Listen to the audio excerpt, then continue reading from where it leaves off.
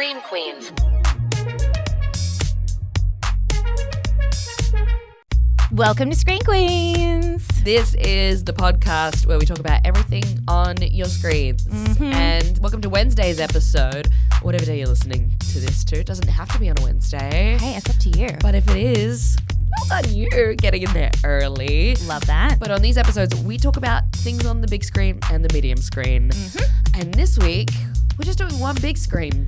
Ooh, because it's a big meaty screen, this one. Yeah. Well, before we get into that, very quickly, shout out to everyone that after our Mr. and Mrs. Smith episode, we got a lot of comments of people being like, no, don't just watch the first episode. Keep going. Keep going. Have you kept going? I have not yet, but I will. I watched episode 2 and you guys were 100% right. Oh, yay. It gets way better. It gets into like, you can see the rhythm of it, of like, oh, there's going to be like a new case that they're on every week. And Okay. also, Mr. Paul Dano shows up.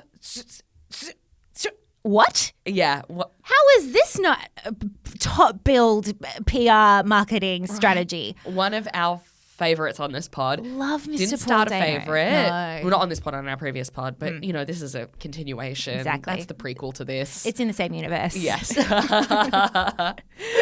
It's in the AJ, the Big Bang universe. The AJBB CU. I love the AJBBCU. Fuck yeah. Or is it the ABCU? ABCU. I like that. That's it. That's good. That's good. Okay. Fuck. Love it. All right. But anyway, in the ABCU, we started off being like, who is this pervert? Ew. And is this freaky boy? And then we're like, oh, he's acting. Whoa.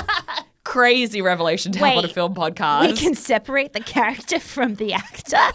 We've come a long way. We've come a long way. But so as soon as he showed up, cool. I was like, okay, I'm in. 100% in. Is he going to be a recurring character? I think so. Okay, well, maybe in the future when we do new series, we should maybe do one and two. Well, I think we leave it up to the people to tell us because Love that. You were right. Y'all were right on this. Okay, great. Love Okay. that. Excellent. So thank you is what I'm trying to say. Thank you, Screenies, which is what I've decided I'm going to call you. Do you like Screenies? I'm on the fence about it. But hey, leave it up. Let us know. Leave it up to the screenies. Yeah, because our last nickname for our listeners on Dude Cinema was Cinemate, and that was submitted by a listener. So let us know what you'd like to be called. Yeah. Sexy little babies. The- I'm not going to, it's not that. It's not that. Please. But today we are talking about Oh my God. a film called Priscilla. Yes. Not Queen of the Desert, which is an iconic piece in Australian cinema about drag queens in the desert. The desert. Sorry, I just thinking about it makes me miss it. It's a nicer experience than the one we're going to talk about. Yeah. Yes. When I told Skip, I was like, oh, we're watching Priscilla this week. He's like, I'm in. Oh no. Yes, let's go. And I was like, oh no, the new one. And he said, you have to go on your own.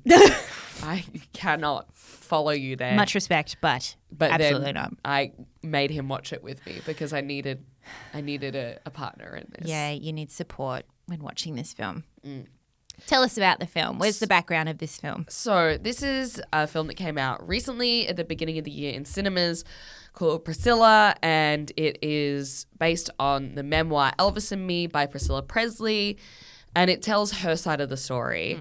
So it came out in the 70s or 80s, pretty soon after, not too soon after his death. Okay. And it's interesting because we had Baz Luhrmann's film Elvis come out in 2022, which was massive. Huge. Which was something that, Baz Luhrmann only puts out a movie every 6+ years. And he puts his whole ass into it. He has such an individual style. They are always so big and energetic and, intense. And every single Austin Butler's character in that was just amazing. And he's still in it. Still doing it. Still doing it. I have heard that he has started paying a voice coach to detrain him from the Elvis voice. Good call, dude. Which I'm honestly sad about. It looks good on him. It's hot on him. It's hot, but he can dip in and out, I'm sure. Yeah. He can it's bring probably, it back. It probably is affecting his work, you know. There's no sequel to the Elvis movie, unfortunately, that he can Spoilers. But so that came out, and then this was shortly announced after that, which felt weird because it was like the movie did overtake the pop culture landscape, and it was one of the biggest movies of the year. So then to have this come afterwards, be like, and there's another one, is kind of like, well, Elvis is always going to be part of the pop culture zeitgeist. He's a very influential figure. But I think we needed a break. Yeah, but way too saturated. It felt like the wrong time for this movie. Because I actually haven't heard much about this movie in terms of public chatter. Yes. Which is sad because we should be talking about it. But yeah, I wonder if it was just the public was just full. Yes. And this just didn't get nearly as much, I don't know, just exposure as it should have potentially. I think 2 years from now, it maybe would have got a bit more buzz. Yes. When we had a break. And also the fact that they also like poor Priscilla was a big consultant on the Elvis movie with Baz Luhrmann. And she was so like part of it and part of the press and everything. And you could see the light, and she was so excited to honor Elvis's image and be a part of it. And then they made her do it again with this one. And it was just kind of like, she seemed sick of it in interviews and stuff of being like, so we're telling this story again.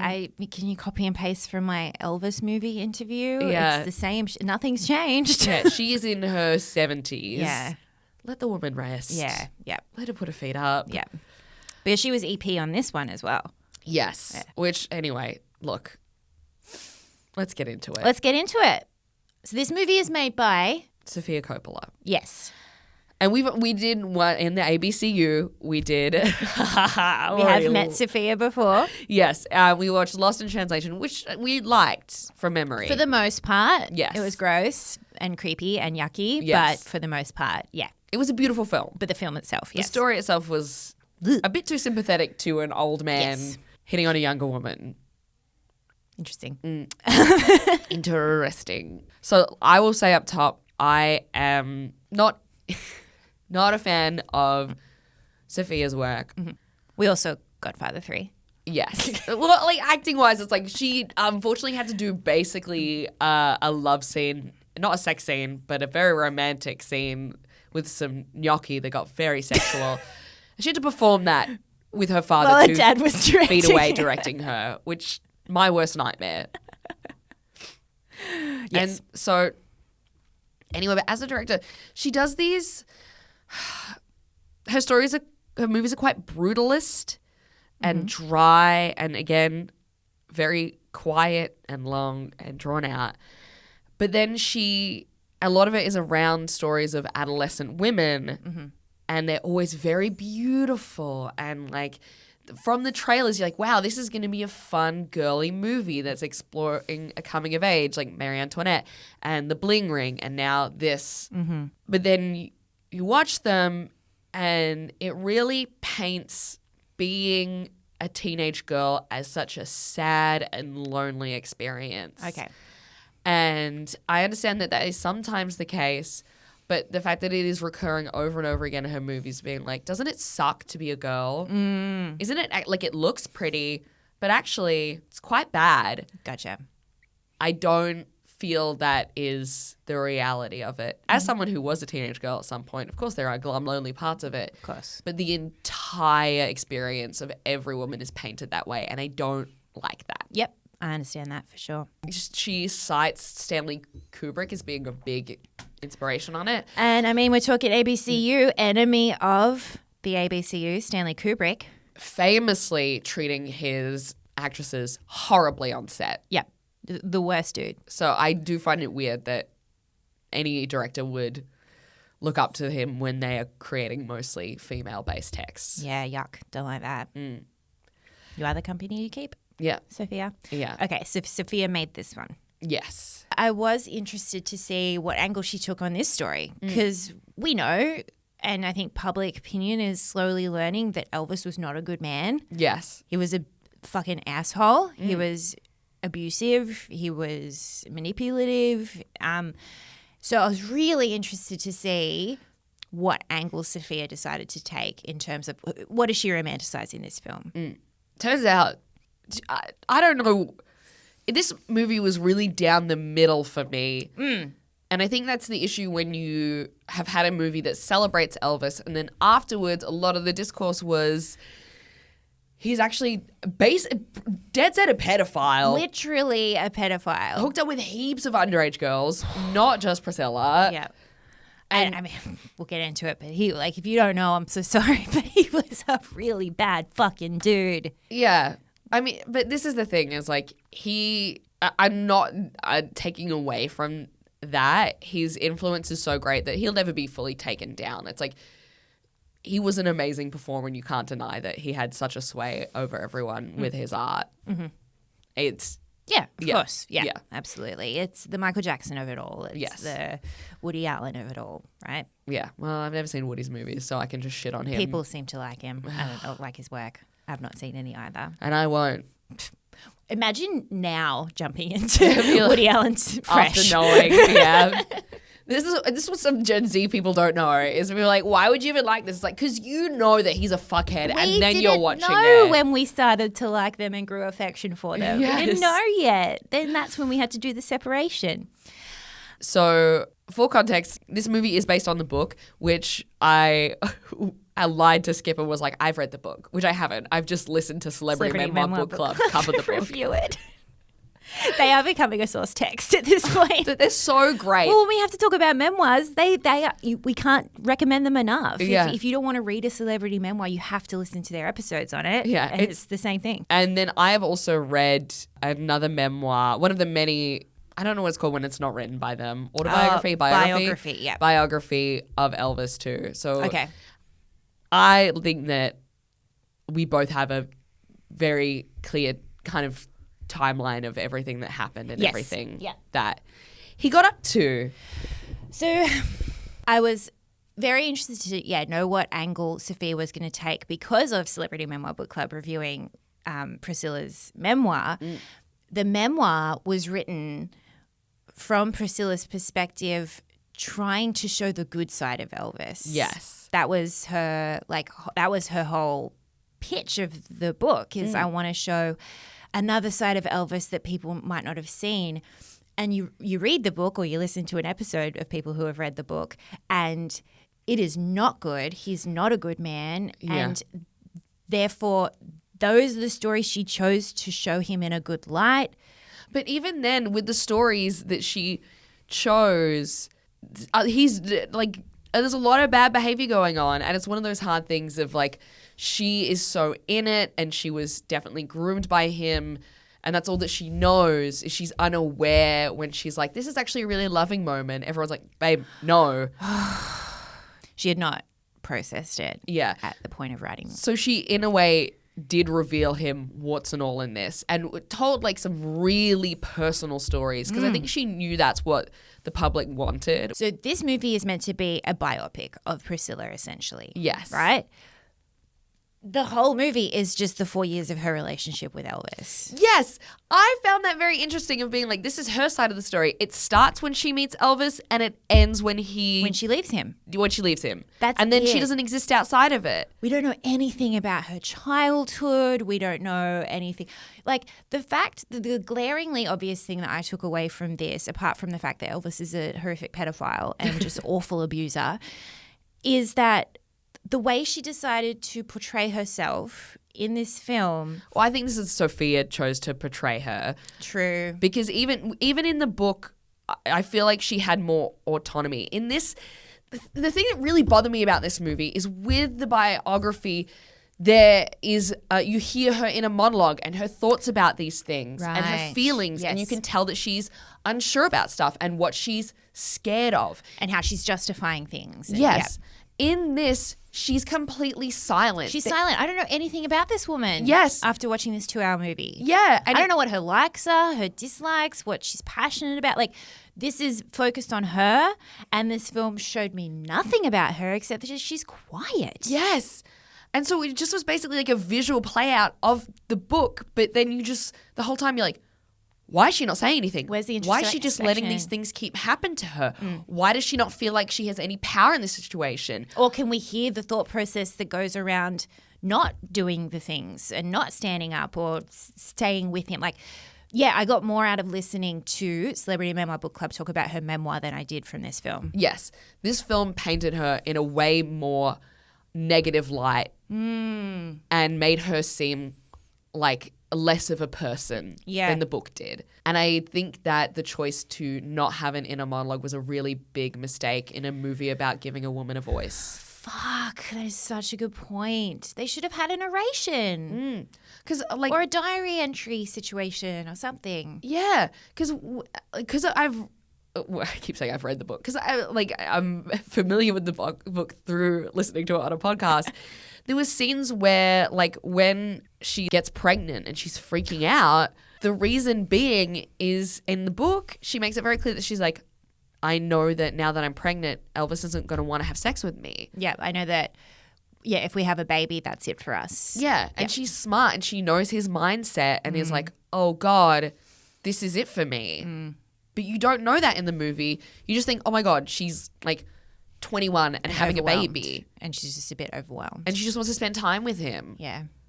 There were so many things where, oh, you're right, where just a little inner monologue would have illuminated her story so much more. And I mean, maybe an argument could be made that she didn't feel like she had a voice at the time and all that kind of stuff. So it's representing actually how she felt in the moment that she felt silenced and stuff. But you can tell in the moment she's feeling that way about it. Yeah. But if you don't have the story already. Yeah, true. It just looks like she's a scared kid. Actually, it's a really good point, trying to think of like what would it be like to watch this film without knowing the intricacies of her memoir beforehand. You would be bored out of your fucking mind, let me tell you that.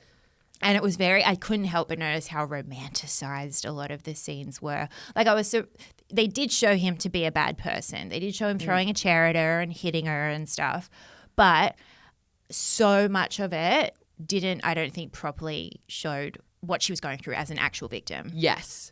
And also they omitted stuff that was in the book. Like at the end, which is like, I understand for a movie taking this stuff out, but it really was like for a story that is so interesting and people are fascinated with and have been now for over 50 years. Like the fact that they were only together for a few years, I didn't know that. Yeah. To Priscilla Presley and Elvis Presley, I assumed they were together for 20 years till the day he died.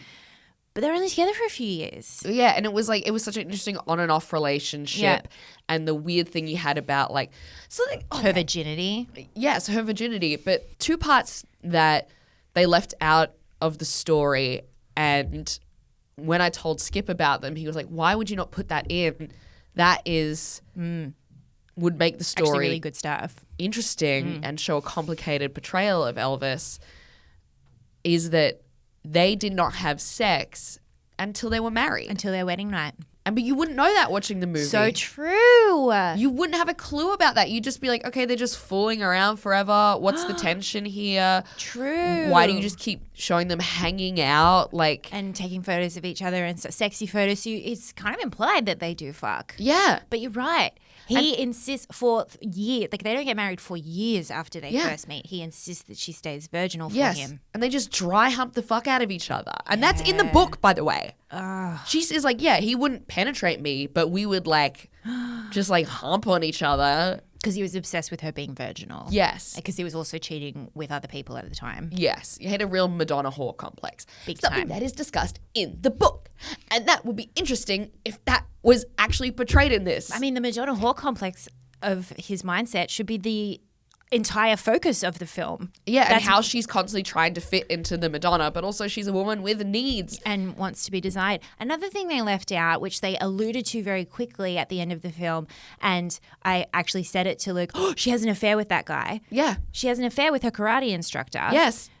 All they show is just them hanging out. Yeah. I'm like, show the affair, give this woman autonomy. Yes. And her own story. That's her own story. She cheated on Elvis Presley. Yeah. Because she was pushed to that point. What a story that is. And it makes sense for everything that you've shown us, that he is distant, that he is not there, that he's clearly having affairs. Yeah. And it's like, I want to see her have the affair. I want to see this girl win. I was so excited when I saw that she was in LA. She was tan. She's having drinks with this guy. They show them doing karate. And because from the book, I'm like, oh, she fucks him. Fuck yeah, finally. She gets a win. And they didn't show it. No. Why? I got very panicked when I checked that how long the movie had left when it was when the karate instructor came in. I was like, all right, the movie's starting now. Yeah. Let's go. Let's see her retribution. Yeah. And then I was like, we got 15 minutes to go. What the fuck? Where is her power? Like, why aren't you showing that to us? This movie felt like it just never, it was always just starting.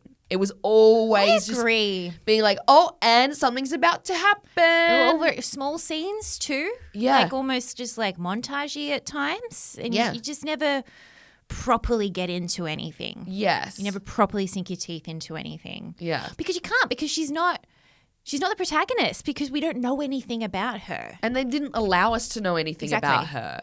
Weird. Like, why? Do you think that's a Sophia Coppola-ism of it? I really don't feel like Sophia's female protagonists, I really think she struggles to understand a woman coming into her own autonomy and how freeing that is and how important that is in a woman's life and how that is the actual interesting story for us. That's the not storyline. the actual romance of Elvis.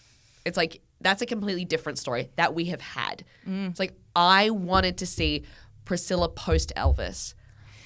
You showed how hard and awful it was for her. You showed all of the bad parts of her life. But you didn't show the good parts of when she found herself and then going through Elvis's death, and then she's been remarried since then, and then now she spends her life maintaining his estate and his image despite all of the hardship they went through, because she understands that he's an important person and someone needs to advocate for him even though he's gone. And that's really honorable and that's really interesting. And that's so interesting. I want to know how she got there. That's a really brave, intelligent person. And that's the story that should have been told. Yep. And I don't like this, like, the pain is the story. And I'm like, the pain and then the healing and the overcoming and understanding. The resolution. That's the story. Yes. Good storytelling has resolution. Yes. Another thing that was left out. Yeah. Which Grimm, and I kind of understand why, but at that point in the movie, I was like, give me something that is on one side of the fence. Yeah. Is he shit? Is he not? Yeah. That was confusing. The tonal changes was confusing. Yes. I found it hard to kind of like get my bearings of like, I know we hate Elvis. I know he's a bad guy. Yeah. But like, yeah, some scenes would be romanticized and like she's just the happiest person that could ever exist right now. And then the next scene, but not in a jarring way to make us question our own morals or anything. It was just very wishy-washy of like, who's the protagonist? Who's the hero? Who's the villain? Because at the very end, when Elvis calls her into his hotel room, when he's in his like very messy, alcoholic, drug-fueled Vegas residency that is breaking him and her, she's out at this point. He calls her into her room, and in the book, he has sex with her, and she is like, it was awful. Yeah. And in the book, she doesn't refer to it as assault. No. So I won't. But it is very... Rough sex is what Yes, and she was like, I didn't enjoy it, and it was like very obvious. And then after that was when I was like, I'm out. I'm done. And then in the movie, he just like pushes her on the bed and kisses her. Tries to have sex with her. Yes. And I understand why it wasn't, but it's like, she said it in the book. Yeah. She so why herself, did you omit that part? Yes. It's like, that's part of her story that she's already given to the public. Yeah. Yeah, that's not a secret. So why didn't you put that very important scene in? That was, like you said, it was the antithesis for her leaving. Yeah. That was the moment, that was the straw that broke the camel's back. Yeah. And I don't want the full, obviously, no. Oh God, no. God don't want to see it, but like. Do you know what actually, I just remembered this as we were watching it because I knew what happened in that scene because of the book. As it started, I was watching it with Luke and I skipped forward 20 seconds, do it forward because I just don't feel like watching Assault right now. Yes. And then it was already done. And so they were rewound. Yeah. Like, oh, it didn't happen. They've changed the story. Weird, dude. This feels like the thing that you should really keep true to fact. Yeah. Because this was a very important moment for her. Yeah. And her leaving Elvis was a very important moment. And I cannot help but compare the scene where Priscilla leaves Elvis in Baz Luhrmann's movie is absolutely phenomenal. That's right. seeing the tension and the heartbreak of her being like, I still love you, but I can't do this. I have to leave. I remember crying in that scene because it's so moving because you want her to leave and it's perfect. And then to have this where it's like just a flippin', She just the walks. whole thing is a minute long. Yeah. Okay. Look, there are some positive. I have some positive things to say about this movie, though. Did Okay. you have any things that you enjoyed? Like, I thought Jacob Elordi was good. It was interesting seeing him. I've only ever seen him in Saltburn, so it was interesting to see him in a different role. I just didn't enjoy it. Like, it didn't do what I wanted it to do. It was just a bit nothing. Yeah. I just kind of finished it and I was like, oh, okay. Yeah. What about you? I do. I really liked Kaylee Spaney, who played Priscilla. Oh, she was great. She was amazing. Yep. She was really good at from 14 to an adult. She was really great. Not that that's how old she was in the movie, but she started as a 14-year-old and then up until like her late 20s. Oh, well, because I have an ADHD partner, I actually found out what the actors' ages are. Oh, great. You did me Google while the movie was on? While it was on? Yeah. Because, like, I don't think Luke properly understood that Priscilla was 14 when they met. And that is not clearly laid out. Do you know what? We never learn how old Elvis is. It's never mentioned. His age is never mentioned in this film. Again, So something Luke that was it's like, oh, is he like 20? I'm like, no, dude, he's 25. Yeah. And he was There's like, oh, a shit. decade between them. But you wouldn't know it No. from the movie. Yeah. You could just assume he's just a few years older than her. Yes.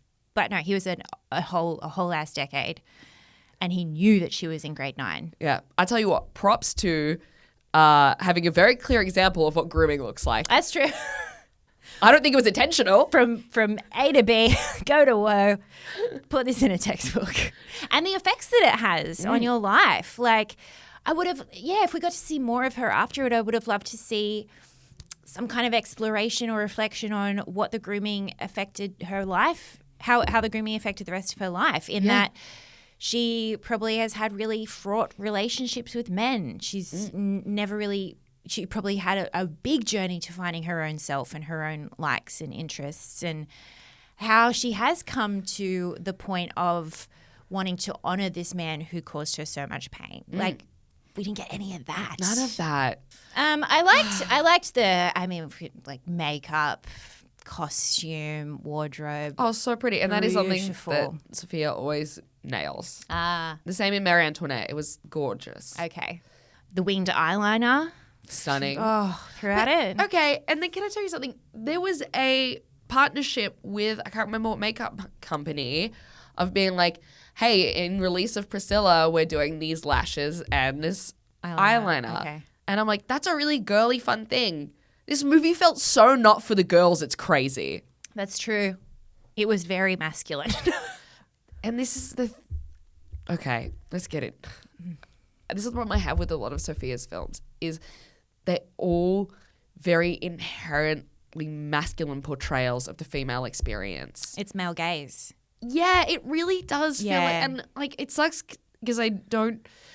Women can all have different perspectives and stuff, but it's continually this thing of being like, look at all these beautiful girls, and there's always like a montage of them trying on clothes and going shopping, but between that they're sad. Yeah. It's really sad. But it is very male gazy. Now, I'm really enjoying this chat because, like, I hadn't thought about a lot of this before right now. So I'm really enjoying this. I feel like I'm figuring out a lot of what I feel about the film. And it is very male gazy because, one, she doesn't speak. At all. She doesn't have internal thoughts. Yeah.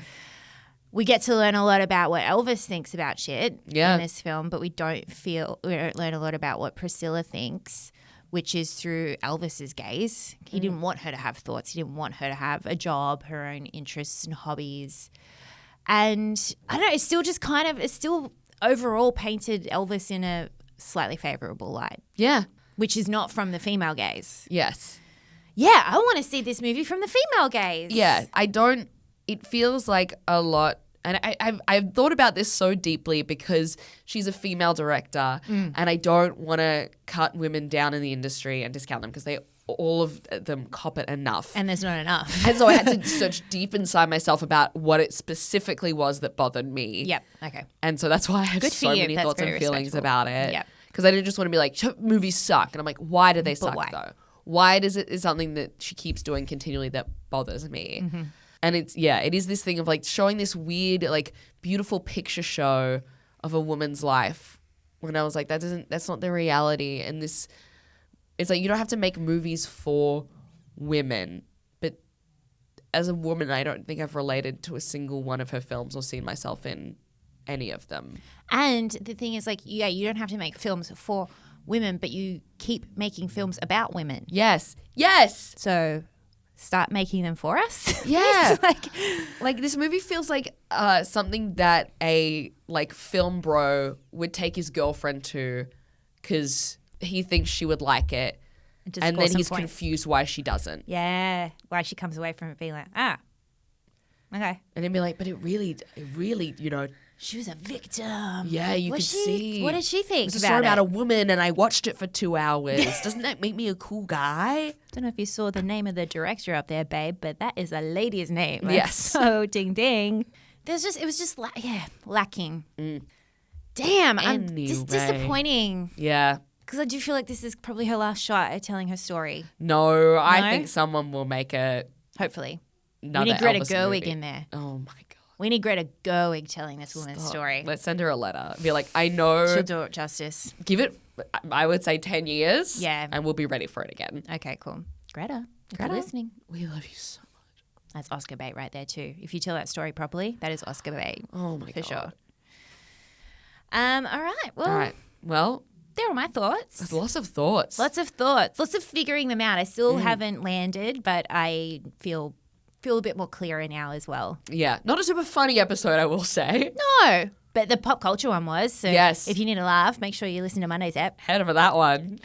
But you know what? Sometimes we will tackle these movies that just have really heavy topics and kind of suck. And next week we'll do a fun one, maybe. Just a quick small screen reco Yes. before we head off. This is something both you and I have seen this week. I've noticed because we've both shared it to each other and to the podcast Instagram. Professional conductors reviewing Bradley Cooper's scene in Maestro. Loving it. And it's not good. He's not Turns good at out- it. Yeah. 6 years for what? For what? Also, like the part that he started bragging about the 6 years after the movie came out, when it's like, you know, people are gonna check. Of course they are. It's so easy to check this. Just assuming no conductors or people musicians are gonna check this. And they've started to come out, and Yeah. it's so much fun. It's great. So I'll link that in the show notes. Yes. A couple of those. Okay, so this is not a small screen. This is another podcast recommendation, but it's film adjacent. Where do you listen to podcasts? On your small screen. So, as we know, Dune or June, if you're in Australia, part 2 has come out, and we did not enjoy part 1. No. And so I was of the belief that I would never see part 2 until. Don't be upset. You'll understand Okay. once you listen to this podcast, and you have to, sorry. But there's a fantastic podcast called 20,000 Hertz, which is all about sound and sounds we hear day to day and how things are engineered and stuff.